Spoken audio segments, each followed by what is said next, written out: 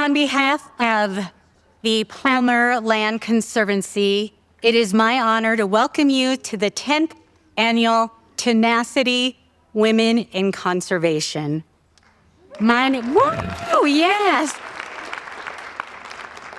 My name is Andrea Aragon, and I am the Executive Director of the Robert Hogue Rawlings Foundation and a very proud board member of Palmer Land Conservancy. And it is my honor and privilege to be able to moderate this evening's conversation.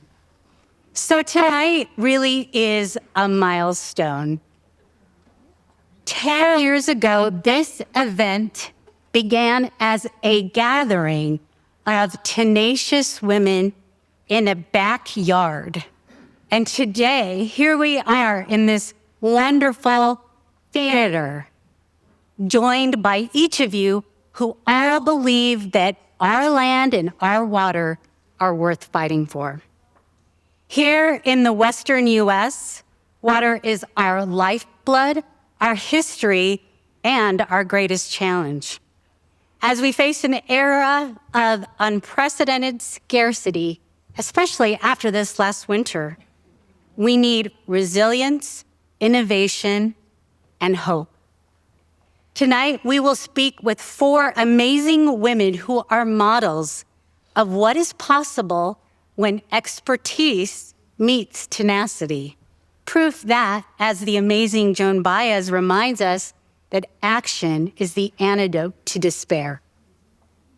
Before we introduce our speakers tonight, we have many people to thank this evening, and that is our sponsors. The businesses and individuals who stepped up to support not only this important conversation that we will have tonight, but also the efforts of everyone in this room towards making change in our communities. A very special thank you to this year's presenting sponsor, Lyda Hill Philanthropies. Yes. Talk about a tenacious woman.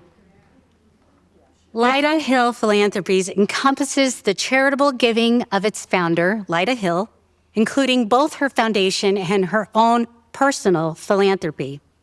Guided by Ms. Hill's fervent belief that science is the answer to many of life's greatest challenges, they are committed to funding transformational advancements to many of life's most challenging issues in the areas of science and nature, empowering nonprofits, and strengthening communities across Texas and Colorado. This marks their 4th year serving as a sponsor for Tenacity, and we thank them so very much. Along with Lyda Hill Philanthropies, we want to thank the Colorado Lottery, the GEI Consultants, International Wealth Strategies, Jessica E.J. Conservation Law, PC, Kimberly Sherwood, and the Pikes Peak Outdoor Recreational Alliance.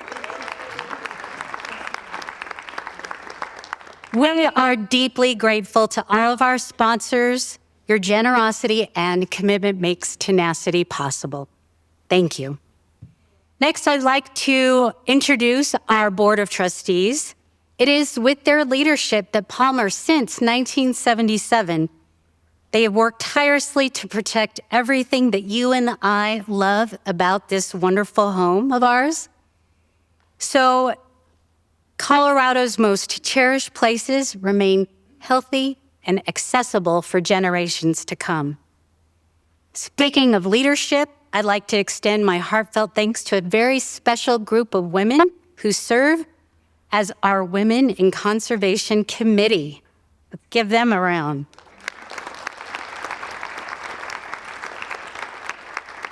Their guidance helped shape this event, and their work continues and helps foster a love of Colorado throughout the community. And of course, a special shout out to the amazing staff of the Palmer Land Conservancy. They did all the heavy lifting tonight, so let's give them a big round of applause. All right, let's get this conversation started, shall we? Please welcome our 4 panelists whose work connecting people to the vitality of water and conservation in their own unique ways is so very important. First, I'd like to introduce Talia Bear. Talia is an enrolled member of the Fort McDowell Yavapai Nation and Navajo from Arizona. She is the Senior Indigenous Peoples Engagement Manager for Western Resources Advocates, an advocacy organization that fights climate change and its impacts in 7 Western states, where she leads outreach and partnership efforts with tribes focused on advancing clean energy, conserving water, and protecting lands. She is also the chair of the Indigenous Women's Leadership Network.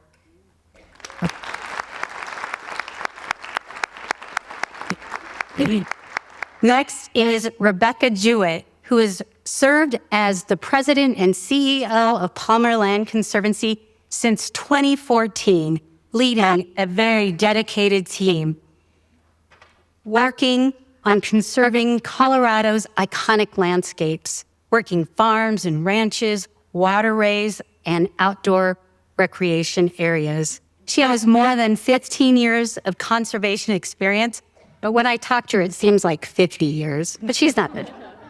But she has so much experience guiding complex water and land initiatives.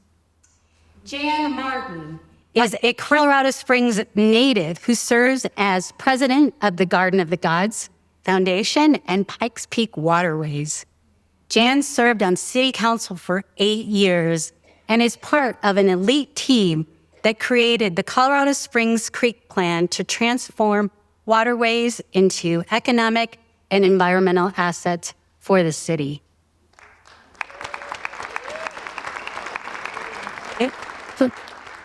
And finally, Caitlin Ox is a visual storyteller documenting climate change impacts through the lens of water and agriculture.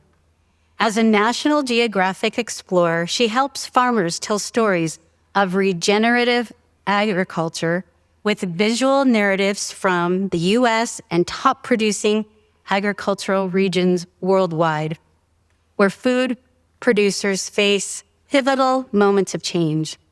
As a special treat, a selection of Caitlin's work from one of her most recent projects, American Adaptation, will be featured on the stage during our discussion this evening. Welcome, ladies.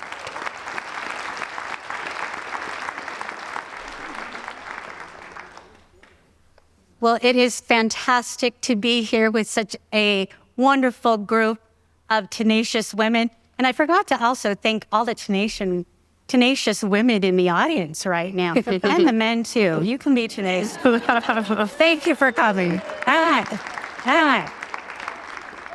So to get us started, each of you works in a different corner of the conservation world: policy, land protection, civic leadership, and storytelling. So the first question is, what was the source for you? What first drew you to this work where you knew that land and water would be your life's calling? The West is defined by water, its rare abundance in rare cases and its scarcity in others, as this winter again has reminded us how fragile the balance can be. So first, to Rebecca, Colorado's water system is incredibly complex, shaped by agriculture, cities, and growing populations. What are some creative ways that land conservation can help protect water resources for the future? Yeah. Well, thank you all for being here. It is just lovely to see you all and have you here with us tonight. water, I got my start, and especially at Palmer Land Conservancy, from the land side. We've done land conservation forever as an organization for almost 50 years.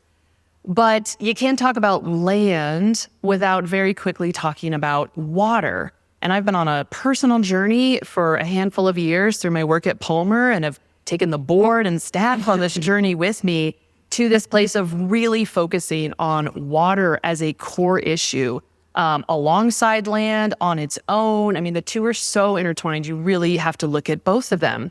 And when you start to really dig into water, what's fascinating is to see how it is this incredible nexus of so many things. And as we look at our day-to-day lives here in Colorado, well beyond, so much of it ends up touching on water. And especially as we see a changing climate, we are seeing this winter. And there's this really interesting quote that I found just recently by a Canadian scientist. And the quote is, "If climate change is the shark, water is its teeth."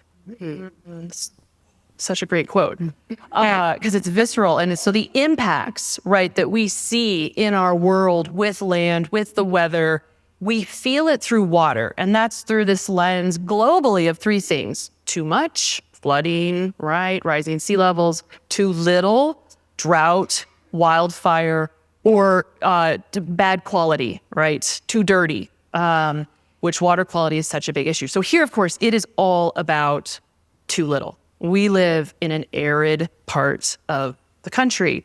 We don't have a lot of water. We've never had a lot of water here. So as we as Palmer Land Conservancy, me and my own real personal strong interest in this realm of work, have gotten into it. What's so challenging about water, and where we've really started to focus, is the fact that people come at it from all sorts of different entrenched sides, right? So water is this legal framework. We operate in a legal framework here with water in Colorado, throughout the West, right? So automatically we're working in this system where we have laws, we have water as a private property right. Wow, that is such an interesting concept when you really take a step back and look at it, that you have this thing that is vital for life. It's vital for the environment. It's vital for all of us humans. And in the West, it is a private property right as well. So we have these frameworks that we have to operate in. And it creates these sides. So what we saw early on at Palmer Land Conservancy, working primarily to preserve working farms, and of course, heavily reliant on water, is that you get these different winners and losers. It's this transactional system, right? Where somebody has water, somebody doesn't have it. If you want it, you have to buy it. And you're in this two-dimensional transactional system with water. So you get these sides. Who has it, who doesn't have it? Urban versus rural, farms versus cities. And that automatically starts you in this place with this conversation and trying to solve this really huge challenge that none of us can solve on our own, with we already have our stake in the ground somewhere. You look at the Colorado River Basin, which I am not an expert in, others are, where all these different sides, upper basin versus lower basin, state versus state, Colorado versus California. I mean, it's just, we have these sides, right? So as we have gotten further and further into this work, I think one of the powerful roles we've been able to play as a conservation organization is to take a step back and look at the landscape and to acknowledge all these different values overlaid through water. And there's so many of them: human health, agricultural systems, economic systems, rural resiliency, urban resiliency, with people needing water in cities, and have said we have so much more in common than we have differences. Mm-hmm. And how can we as an organization, and through projects that we're tackling with farmers, with cities, say, let's key in on what we have in common and work towards innovating solutions that have that as the North Star, and try to get out of our different sides. Because I hear it all the time in my conservation world. Cities are the enemy. They're taking the water from the farmers. Or if you're a farmer, farmers, very easy to vilify. Agriculture is so easy to vilify. But if we can step back and say, we have this precious resource, and how can we chart solutions that acknowledge all these different sides? And knowing that we're not all going to win, no one's going to win it all. That's not the point. We're all going to have to give up some, but how can we chart those solutions that really allow our communities to thrive in all the different definitions of a community, ditch system, farming community, regional community, state community. Thank you. So complex. For Talia, many Indigenous communities have stewarded water and land for generations. What lessons can the broader conservation movement learn from Indigenous approaches to water stewardship? Thank you so much for that question, and thank you all for being here tonight. Before I get started, I just want to make sure to acknowledge the Indigenous people who lived on this land, including the Ute, the Cheyenne, and Arapaho peoples who inhabited this land, and the other 45 tribal nations who used this land as well as they traveled to where they were going. So thank you. Thank you for that. Thank you so much for that question.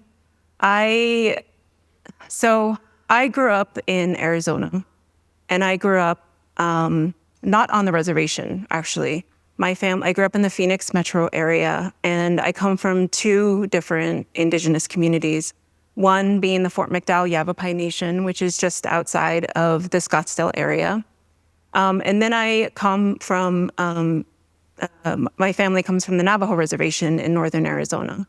And so, there are two different ways, two different, kind of water-based perspectives that I bring from those two experiences. And the first one is on my Navajo side, which is my mother's side. I grew up spending a lot of time on my grandfather's farm. He had a farm outside of Tuba City where he farmed peaches and melons and apricots. So I grew up a lot being around water and helping him irrigate and farm the land. And we also spent a lot of time with my extended family who lived further away from the city on a sheep camp. They raised sheep for a living, and they did not have any running water and still do not have running water to this day. They also did not have electricity growing up. They got electricity about 3 years ago. And so I just bring this up just to say that about 1/3 of households on the Navajo Reservation still do not have piped water in their homes and have to haul water for their animals and for their family. But growing up, water was a big part of our life. On my Yavapai side, we have the Verde River that runs through our small reservation.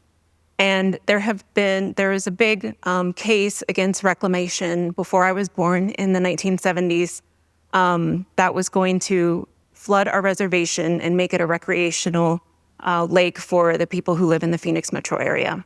And so there was a large legal fight that still to this day, we call it Orem Dam, and we celebrate it, the victory that we had, that we weren't removed and replaced yet again, and that our lands were not flooded. So water is really important to me. And what I will say, as far as stewardship and the way in which Native people look at land is can be very different. And so I think when we talk about, water, what we're really talking about is an interconnectedness, right? A relationship, a relational interconnectedness that Indigenous people have to the land, and a responsibility.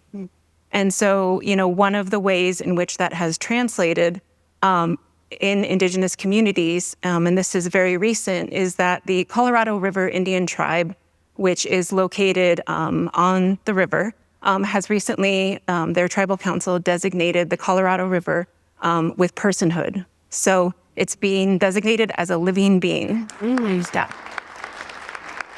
And so what this means, and CRIT, or Colorado River Indian Tribes, has some of the oldest Colorado and largest quantification of rights on the river. And so they are approached a lot by different people wanting to utilize their water in different ways. And so what this means, this personhood designation, is that when any decisions are being made by tribal council about water, it is made with the intention that it has to be good for the ecosystem. It has to be good for the water itself because the water is a living being. So I will just use that as one example. That's incredible. Yeah. That's incredible. I'd love to learn more about that. For Jan, you've worked at the intersection of civic leadership, waterways, and community planning. Through the Colorado Springs Creek Plan, there is a vision to transform the creek from infrastructure into environmental and economic assets. So what could that transformation look like for residents and visitors?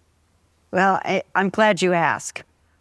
We do have, here in Colorado Springs, one thing we don't do enough is dream, in my opinion. And so when we decided it was time that our city take a look and tackle our waterways that run through our community, we decided we really wanted to dream, and we wanted to dream big. Colorado Springs has a problem, and most cities probably do too, that when you come up with big ideas, we're very quick to give all the reasons why it won't work. And so as we look at what the possibilities are with this plan, we went to the drawing board and we actually created a plan. It's called the COS Creek Plan. And if you're interested later, you can go to coscreekplan.org and you can see the copy of it. It's very visual. We did that intentionally. It's very colorful. It has some wonderful graphics of what the possibilities are right here in Colorado Springs. But I want you to just, with me for a minute, let's just talk about some what ifs. What if we could create a bird habitat along our creeks that would thrive because of an ecological and environmental friendly creek? What if we could create an environment where fish could thrive, move up and down the waterways, and prosper? What if parents and grandparents weren't afraid to take their families to the water to learn about the water and the environment and just have fun? What if we as a community, instead of turning our backs to our creeks, we turned around and faced and embraced them? Economic development will be a very important part of this plan and of making this plan happen. And we need to be willing to turn around and embrace our creeks rather than turn our backs toward them. We'll know we've succeeded in this plan. We say this often amongst ourselves. We'll know we've succeeded when birds, fish, and kids all thrive and are safe in our creeks. You know, big projects don't happen overnight, and the COS Creek Plan is a big project. We have a lot of work to do. We're in the process of creating a feasibility study right now with the Army Corps of Engineers. But we really believe in the possibilities of the transformation that this project can bring to our community. And it's very possible you may have to wheel me down to the water in my wheelchair. But I personally intend to be one of the first people to ride an inner tube down the creek.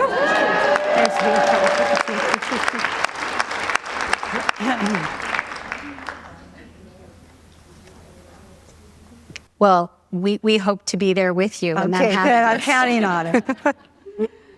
Caitlin, I've been marveling at the pictures behind my shoulder. Your photography makes these abstract issues feel deeply personal. When you're documenting farmers facing dramatic water challenges, what is one story of adaptation or resilience that stays with you?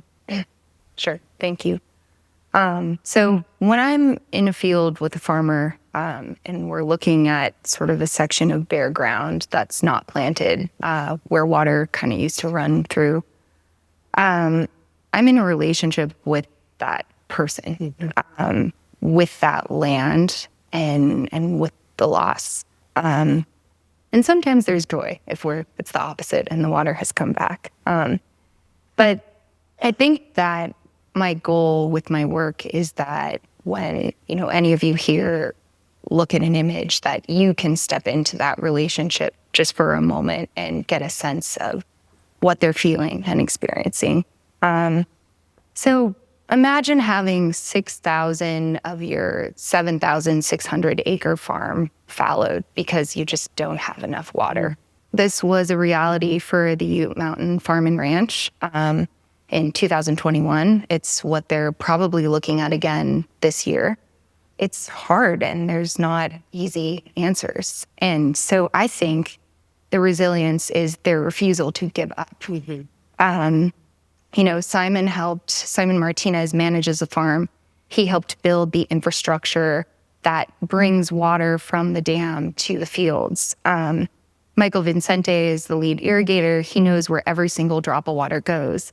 Eric White of the Ute Mountain Farm and Ranch, he pounded the rebar to mark where center pivots would go and map the field. So in their span of managing this land, they've built the farm, they've carried water to the farm, and now they're seeing that water disappear. But it's just been amazing spending time with them to see how much they adapt constantly every season. They have new ideas. They've done pilot programs about crops that are lower water. They've tested lower flow nozzles. They're applying for grants.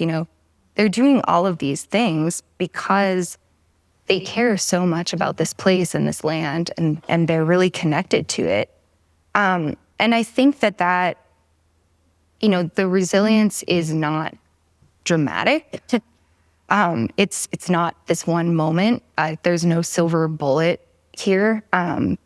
It's really just, people that are willing to try these new ideas and to keep showing up for their farm and their community and this land. Even though they know that the reservoir is shrinking, they're just continuing to try and not give up. Thank you. I grew up surrounded by fields of cantaloupes and onions in Rocky Ford, Colorado. And I am sad that I never really appreciated the land around me. But now as I've grown older, I look at things so differently now. And it's just that appreciation. You talk about resilience. There's still farmers that are plugging away that were doing it when I was 8 years old. So resiliency is such a great point. So this is heavy stuff. Many people feel overwhelmed by conversations about drought, about climate, about water scarcity, and it can feel paralyzing. But there's that saying again from Joan Baez that action is the antidote to despair. So when you're facing the enormity of these challenges, whether it's policy gridlock, funding gaps, or climate uncertainty, how do you stay hopeful? What actions, big or small, keep you moving forward and remind you that progress is possible? So this is a question for Rebecca and Talia. You're raising the next generation here in Colorado. What do you hope your daughters and son, and all of our children really, will inherit when it comes to our landscapes and waterways? Sure, thank you. It is heavy. The subject is very heavy, and it's just doing the calculation in my head. And I've been working for environmental groups for 25 years, which is a really long time. And not to say, I back when I started my career, I stayed in it for 3 years and I left. It was so heavy on my heart. And, eventually made my way back. But, it's tough, and it's really tough for children, especially, my children are teenagers, and they carry it with heaviness with them because, unlike my childhood, they have social media. And so they're seeing, climate change in the news a lot. They're seeing war. They're seeing low snowpack levels, and you can't really escape it when you're on social media. It's very heavy for them, and I think they feel, a lot of burden to make the world a better place.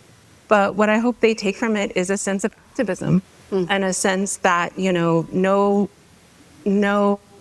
challenge is too complex, right? You mentioned the Colorado River and all the different communities and all the different layers, but it's not impossible. And, the important part of that is being able to build activists who care about the environment, who care about our natural world, who are connected to it in some way. And it's also really important to constantly be inspired. Like, for instance, this group, and to also be inspired by the young people that are going to come up and sort of take over the roles, that some of the leaders have now. And I find a lot of inspiration from the Indigenous Women's Leadership Network, which is an organization or an initiative that I'm a co-chair of, which started in 2021, really to support Indigenous women as they work in their communities on mostly Colorado River Basin water policy issues. Like you said, it can be very draining and it can be very challenging, but to have a group of supportive women who work in the same area is like our medicine and is a way to recharge, and also to see and help develop some of the leaders that are coming up. And I think that sort of inspiration is really important for young people. Rebecca. Well, I first want to key in on that action side. And there's another saying that I had heard recently, and action absorbs anxiety, which I love that version of it as well. And when I think about action, there's that saying that if you're trying to convince somebody of something, don't throw the data at them, tell the story of one person, right? Because that makes it real, it makes it tangible. And when I think about the work we're doing day in and day out at Palmer Land Conservancy, I think it's a similar sentiment. Our little organization is not going to solve all the water challenges in the Western US. However, when we dig into one specific project, we're doing this project in Eastern Pueblo County. When we are meeting with one of those farmers one-on-one, and we hear the story of how helping to solve this challenge of limited water in this incredible agricultural community, and this future where, because of water sales, because of decreased supply, their future is very much in question. And coming in and focusing on this one project, for me, it's kind of like it's that one story, and that does have a ripple effect, and that's inspiration where, first of all, it's life-changing for that person, that farmer, that farming community. And even if that is not going to solve all the water challenges, that action at that local scale, and local, I think, however you think about it, local being in your neighborhood, in your house, in a farming community. I mean, I think there's so many different types of scale to talk about, but that's really powerful on that action front, and thinking about, what do we even start to do? How do we start to tackle this? It is that one thing. It's that one person you're working with that can make all the difference. And to the question of the next generation, I have 2 young daughters, 4 and almost 7. They're little, and we took a hike in the state park, Cheyenne Mountain State Park, this weekend. And on the one hand, it was so everyday. I mean, it was like, it was a whole thing, getting in the car with the sunscreen and the hat and the shoes. It's always a thing. We made it there. And we had so much fun. They were running around. And so in that moment, it was like, this was so normal and so average and so extraordinary at the same time. And when I think about kids and what I want to instill in my kids, that sense of adventure and awe and connection, especially to the natural world, and taking that moment and appreciating a moment.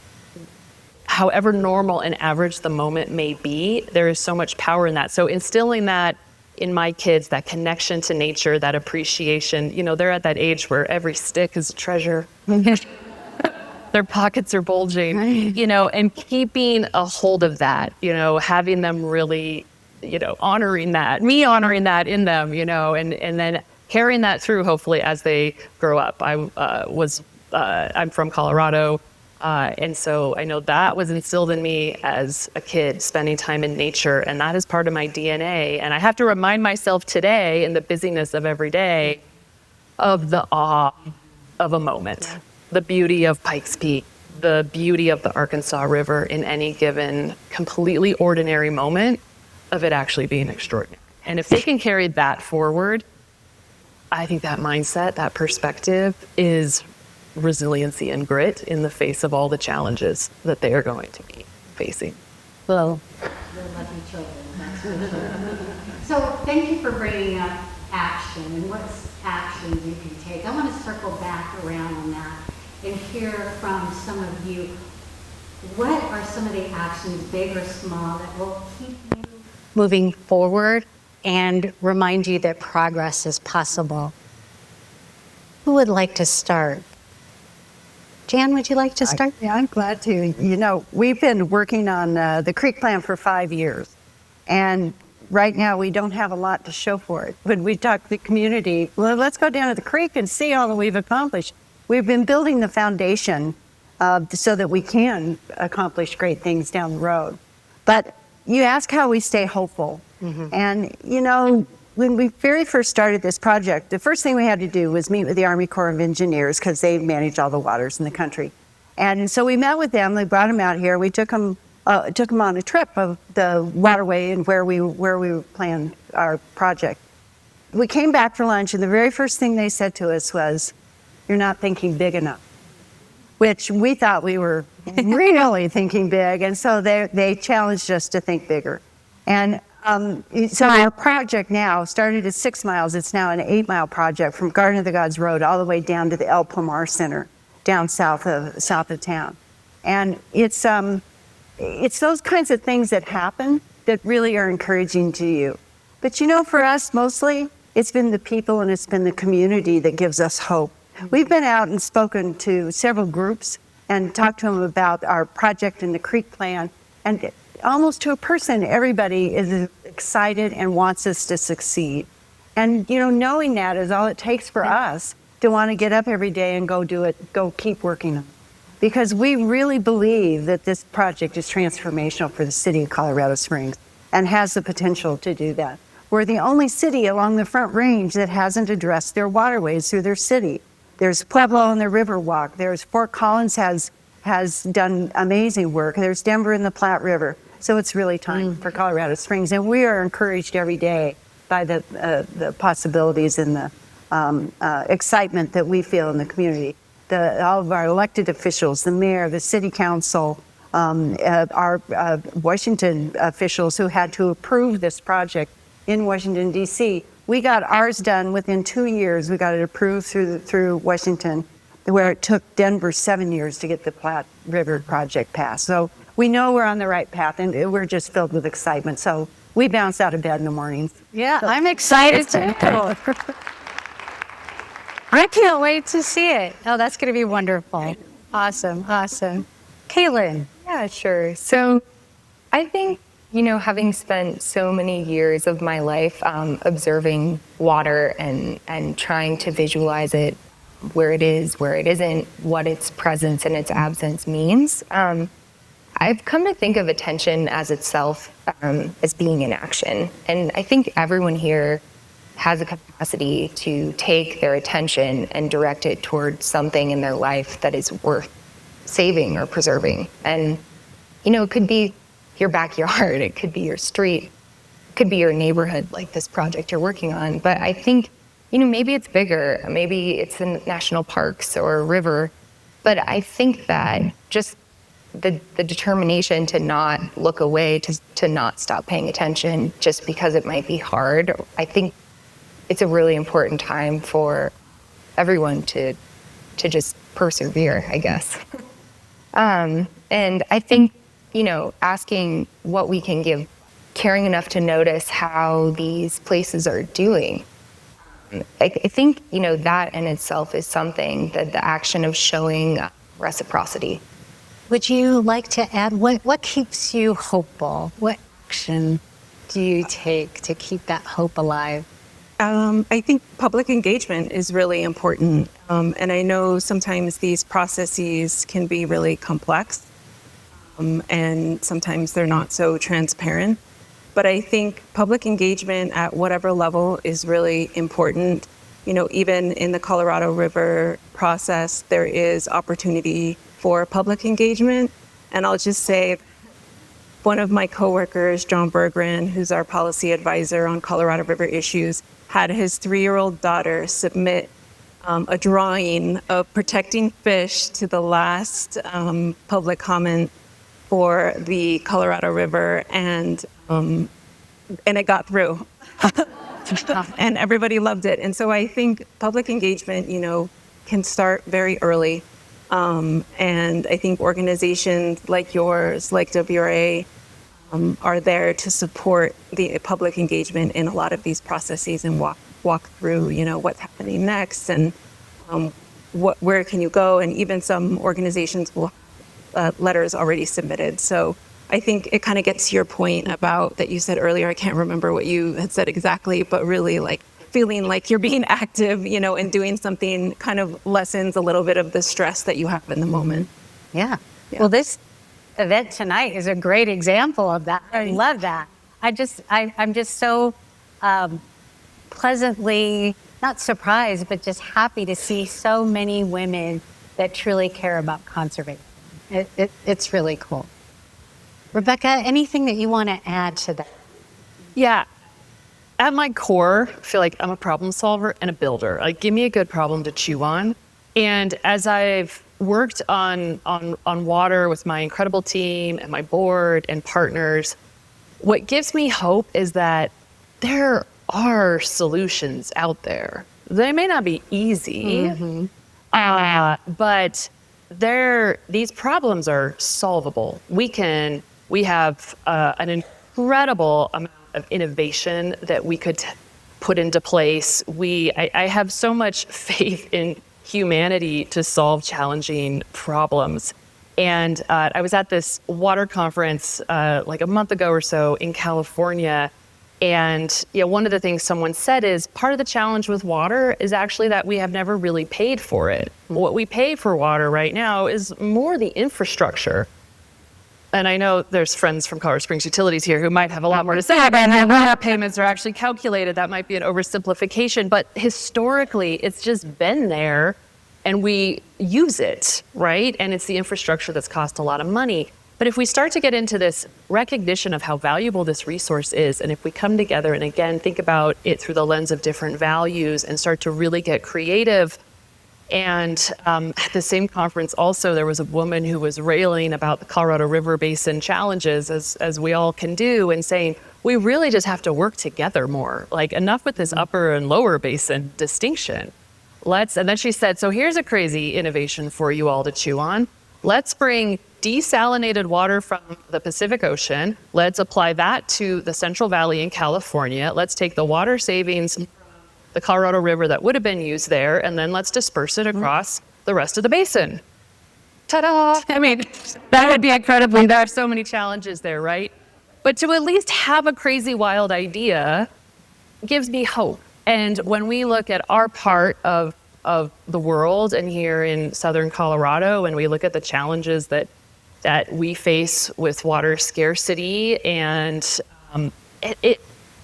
the more we can come together, the more we can recognize shared values and solve it together, it feels less insurmountable. So challenging, but we are incredible machines, our brains, way better than AI.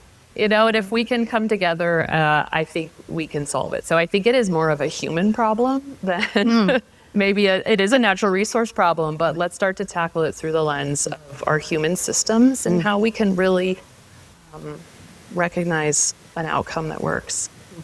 So true. So all the people here tonight care deeply about conservation, but they may wonder, well, what can I do to make a difference? So what is one thing, if you could have everyone in this room do one thing in the name of our land and water, what would it be? Would you like to start, Shara? Yeah, well, I think I said earlier, public engagement is also part of that. I think being up to date on particular issues that are important to you, knowing where your water comes from, which so many people don't know. Yeah, I think, and of course, having an organization that you're committed to, whether that's through volunteering or donations or in-kind donations, I think is also really important, and a way to be active. Very good. Rebecca. It's a little bit of a riff on Caitlin's attention. comment she made earlier, but I do believe in some ways what is missing is that recognition and awe for the natural world around us, first and foremost. We want to jump to the solutions. I certainly want to jump to the solutions all the time, ready to solve it. But that first, simply seeing the world that we live in and having that awe and appreciation for nature, for a river, for Pikes Peak even, that we all see every day. And where we put our attention is also where we put our energy, right? And where we can start to move our energy throughout the world. And so that recognition, and I remember talking to someone years ago, and he's like, the hardest thing for you about conservation and the best thing is probably Pikes Peak. Like, the best thing is everyone loves it. And, who doesn't love Pikes Peak? The hardest thing is everyone takes it for granted because you don't have to do anything with it. It's just there. So we take it for granted. We take the rivers for granted. We take the beauty in a sunrise. I mean, how spectacular is that, when you stop and look at it? So taking that moment of appreciation, of recognition, of awe, I think is a powerful action. And then the next step is to share that with people. Because again, if we all imagine, if all of us in this region of Colorado shared how much we care about the outdoors, we all start to place our attention there, and it starts to become obvious we need to do something about Fountain Creek. And it starts to become obvious, and we start to really gain momentum and a movement around this sense of place and our stewardship of it, care for it. Jan, what's your one thing? This past year, Pikes Peak Community Foundation did a community survey of about 3,000 people to ask what is it about Colorado Springs, that why are we here? What do we care about? What are our values in Colorado Springs? And the two gentlemen that led this for us come from across the country, and they do these surveys all over the country. And they said they have never seen anything like what they saw in Colorado Springs.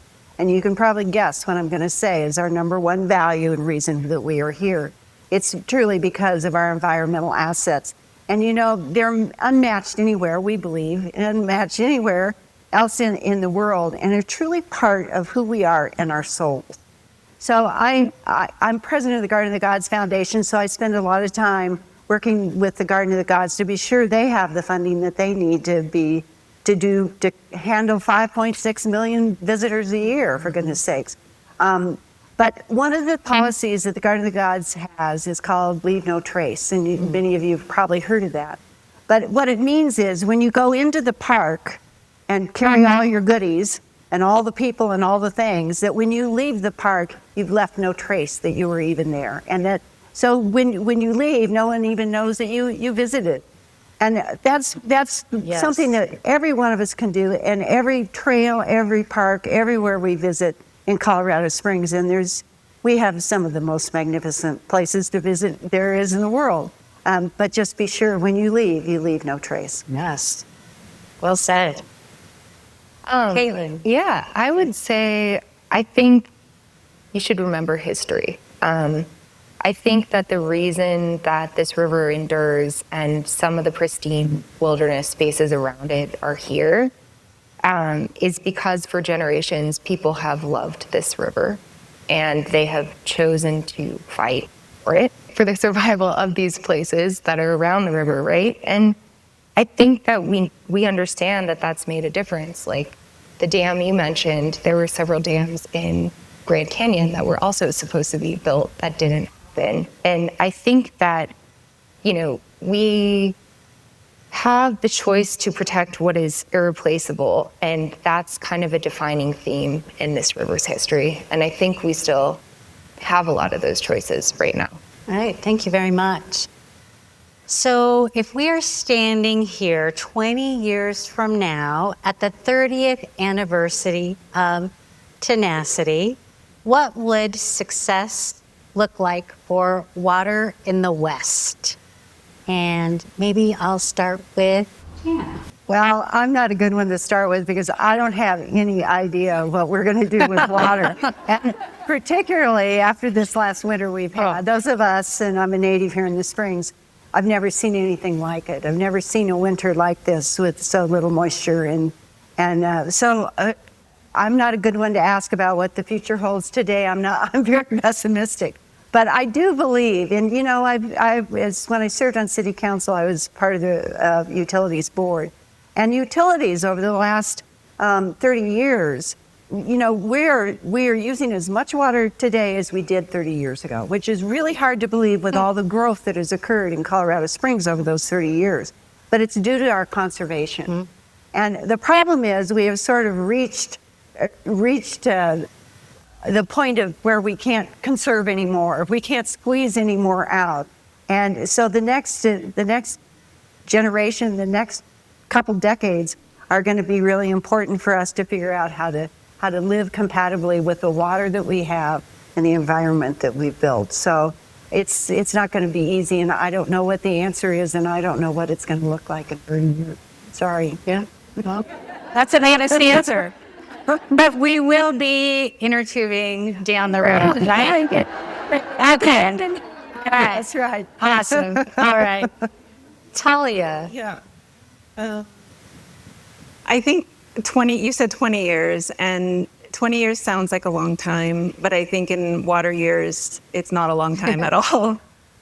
You know, I think about equitable access to water in the West. And, you know, I mentioned earlier about my family that still does not, who still are water haulers. You know, I would think equitable access to water means that those communities, and it's not just the Navajo Nation, there are, you know, families on the Southern Ute Reservation here in Colorado that who are water haulers. And so I think equitable access to water is really important. Mm-hmm. I think that's a human right, especially here in this very developed, very wealthy country. We should all have access to water. Mm-hmm. And then it brings me back to the water rights settlement right now. There is one, it's the Northeastern Indian Water Rights Settlement, and this is a water settlement of 3 tribal nations, the Navajo Nation, the San Juan Southern Paiute, and the Hopi Nation. And they've been fighting for decades and decades to have their water settled in the state of Arizona. And it's interesting timing with the Colorado River negotiations, because not only should the states agree on a way to manage water, but they also have to agree that, you know, that this water should be settled for these 3 tribal nations.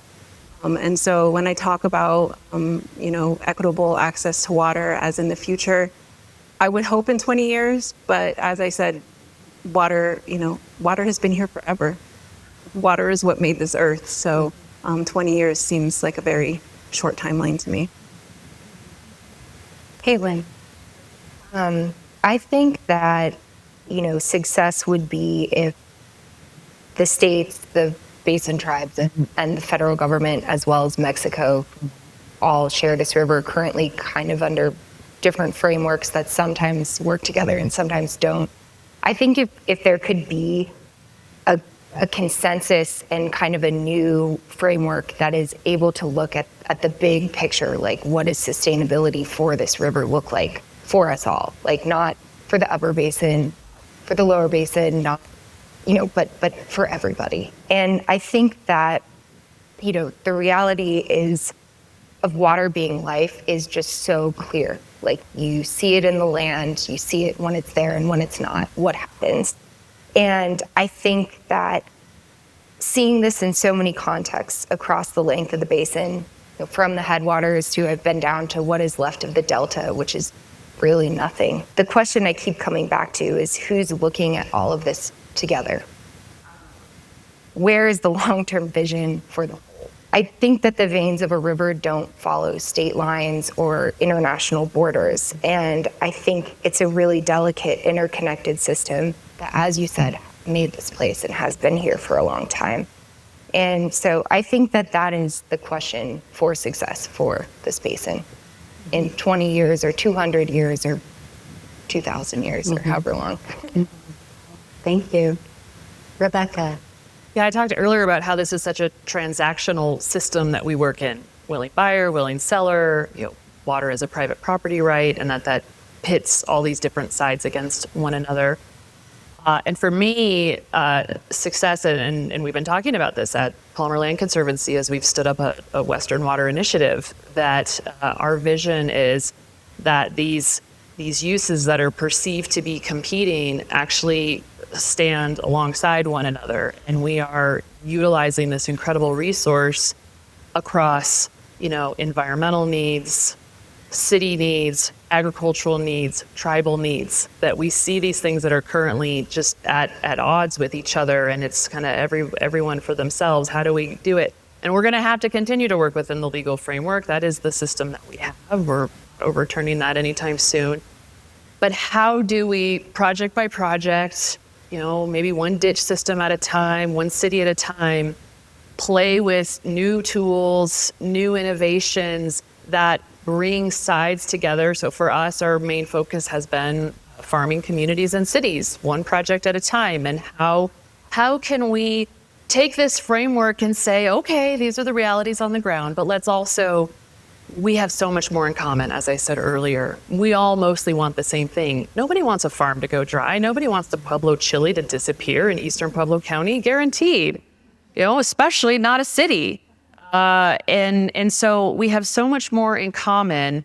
How do we start to, we recognize the game board, we see where all the things are, but how do we start to work together to get to these outcomes where the farms, some amount of the farms are still thriving so that rural community is strong, and a city with its people and its needs is also thriving. And I think that same thing in completely, different context, which isn't my expertise, is applying to tribal water rights. We need to look at all these different factors within the system and say these are all important, and let's figure out together how we can achieve these different goals. Mm-hmm. I think all your comments, while I feel the gravity of the situation, the one thing that I can really glean from all of your comments really is hope. So before we close, and we could be here all night, but we have a crowd favorite, and it's called the lightning round. So we're going to ask our speakers, and you have 15 seconds to answer. So really quick. So I'm going to start off first, and we can just go down the line. Okay. Sorry, Talia. Gotta get my notes. That's right. Okay, the first lightning round question. What's one skill you wish you had learned earlier in your career? Go. The power of networking. Ooh, great one. Rebecca. Taking up more space with my voice, with my presence, saying what's on my mind. Yes. I wish I had been true to myself and not tried to be what I thought everybody wanted to be for so much of my life, and that I would have spoken my truth. Yes, yes. Caitlin. I would say trusting my instincts and patience would be the two. Very good. Yes, we could all use that. All right, starting back, second question. If you weren't doing this work, what would you be doing? I'm going to interpret that as, if I win the lottery, what would I be doing? Which is, I would be a farmer who would sell my wool for my sheep at the farmer's market. All right, love that. All right. Love that. Rebecca. I think I'd be an entrepreneur building something. And in the context of this conversation, I think I would bring a desalination technology to the This woman is always thinking, I tell you. All right. Exactly right. Yeah. Well, if I wasn't doing what I'm doing now, I would be enjoying retirement. We don't want you to do that. We don't want you to do that. All right. Taylor. Oh man, I have no idea. I think I have one friend who left journalism and he works in a nursery and seems pretty happy. So. Okay. That's it. Very good. Sure. All right. So what is the one thing that you hope people take away from tonight? I hope people take away one new thing that they've learned that they want to learn more about. Oh, that was close to mine. Oh. Mine is curiosity. Okay. That's like something that's like, that was so interesting. I didn't think about it that way before. And now I want to dig deeper on that. I want you to follow your curiosity. Yeah. Mine is hope. I hope we all are hopeful. Caitlin. I'll borrow Mary Oliver's words, which inspired my attention comments, which is attention is the beginning of devotion. And I think individuals can spark ideas, but change comes from communities. Okay. Very good. River, lake, or ocean? Ooh, so I grew up in the desert, so I'm gonna say a dry wash.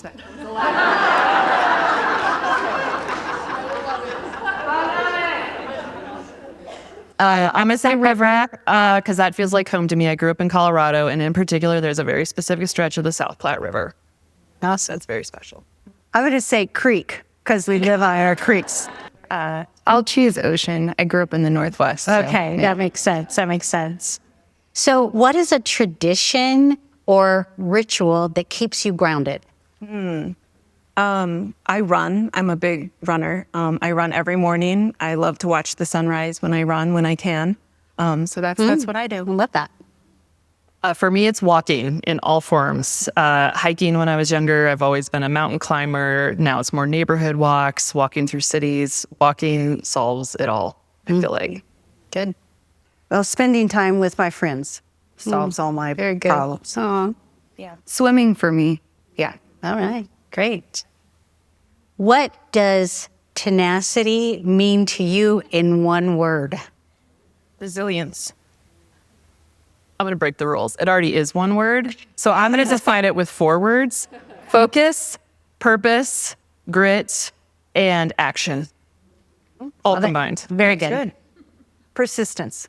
Yes, Perseverance. absolutely. Awesome.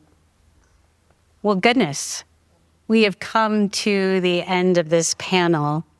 Talia, Rebecca, Jan, Caitlin, thank you so much for reminding us that while there are challenges, so is our capacity to meet these challenges. That is the forefront. And so your work proves that action really is the antidote to despair. Let's give them a huge round of applause.